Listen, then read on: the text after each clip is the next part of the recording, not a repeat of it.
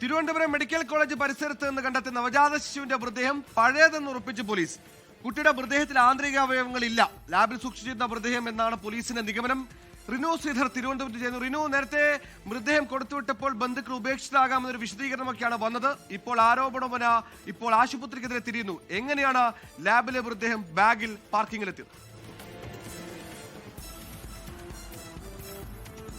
സുഹേല, ഇന്ന് രാവിലെയാണ് തിരുവനന്തപുരം മെഡിക്കൽ കോളേജിലെ പാർക്കിംഗ് ഗ്രൗണ്ടിൽ നിന്ന് അവിടുത്തെ തന്നെ സുരക്ഷാ ജീവനക്കാർക്ക് ഒരു പ്ലാസ്റ്റിക് ബാഗിൽ പൊതിഞ്ഞ ഒരു മൃതദേഹം കണ്ടെത്തുന്നത്. അത് ആശുപത്രിയിൽ കഴിഞ്ഞ ദിവസം ഏതെങ്കിലും തരത്തിൽ മാസം തികയാതെ പ്രസവിച്ചൊരു കുട്ടിയുടെ മൃതദേഹമാകാമെന്നുള്ളതാണ് സംശയമുണ്ടായിരുന്നത്. തുടർന്ന് മെഡിക്കൽ കോളേജ് പോലീസ് സ്ഥലത്തെത്തി ഇൻക്വസ്റ്റ് നടപടികൾ പൂർത്തിയാക്കി. അപ്പോഴാണ് ഈ മൃതദേഹം ഈ അനാട്ടമി പോലുള്ള ലാബുകളിൽ ഏതെങ്കിലും തരത്തിൽ സൂക്ഷിച്ചിരുന്നതാകാം എന്നുള്ളൊരു സംശയത്തിലേക്ക് എത്തുന്നത്. കാരണം ഇതിന് തലച്ചോർ ഉൾപ്പെടെയുള്ള ആന്തരിക അവയവങ്ങൾ ഇല്ല എന്നുള്ളതാണ്. അത് മാറ്റിയിട്ടുള്ള മൃതദേഹമാണ് എന്നുള്ളതാണ് പോലീസ് ഇപ്പോൾ കണ്ടെത്തിയിരിക്കുന്നത്. മൃതദേഹം എന്തായാലും ഇൻക്വസ്റ്റ് നടപടികൾ പൂർത്തിയാക്കി തിരുവനന്തപുരം മെഡിക്കൽ കോളേജിലെ മോർച്ചറിയിലേക്ക് മാറ്റിയിട്ടുണ്ട്.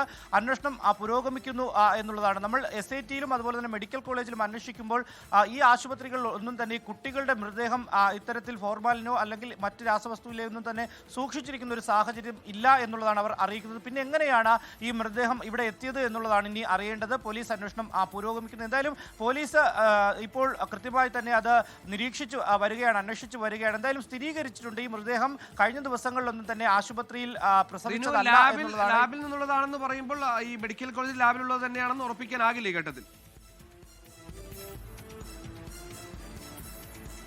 ഒരിക്കലുമില്ല. മെഡിക്കൽ കോളേജിലും അതുപോലെ തന്നെ തൊട്ടപ്പുറത്തെ SIT ആശുപത്രിയിലും ഇത്തരം കുട്ടികളുടെ മൃതദേഹം പഠനത്തിന് വേണ്ടി ലാബുകളിൽ സൂക്ഷിക്കില്ല എന്നുള്ളതാണ്. പിന്നെ എങ്ങനെയാണ് മൃതദേഹം ഇവിടെ എത്തിയത് എന്നുള്ളതാണ് പോലീസ് അന്വേഷിക്കുന്നത്. എന്തായാലും ഈ ലാബുകളിൽ ഫോർമാലിൻ കലർത്തി സൂക്ഷിച്ചിരുന്ന ഒരു മൃതദേഹമാണ് ഇത് എന്നുള്ളതാണ് ഇപ്പോൾ പോലീസ് സ്ഥിരീകരിച്ചിട്ടുള്ളത്. പക്ഷേ അങ്ങനെ ഒരു സംശയം നിലനിൽക്കുമ്പോഴും ഇതെങ്ങനെ ഈ ബാഗിൽ പൊതിഞ്ഞ് മെഡിക്കൽ കോളേജിലെ ആശുപത്രി പരിസരത്തെത്തി എന്നുള്ളതാണ് ഏറ്റവും പ്രധാനപ്പെട്ട ഒരു കാര്യം. CCTV ഉൾപ്പെടെ കേന്ദ്രീകരിച്ച് പോലീസ് അന്വേഷണം നടത്തുന്നുണ്ട്. സുഹേൽ,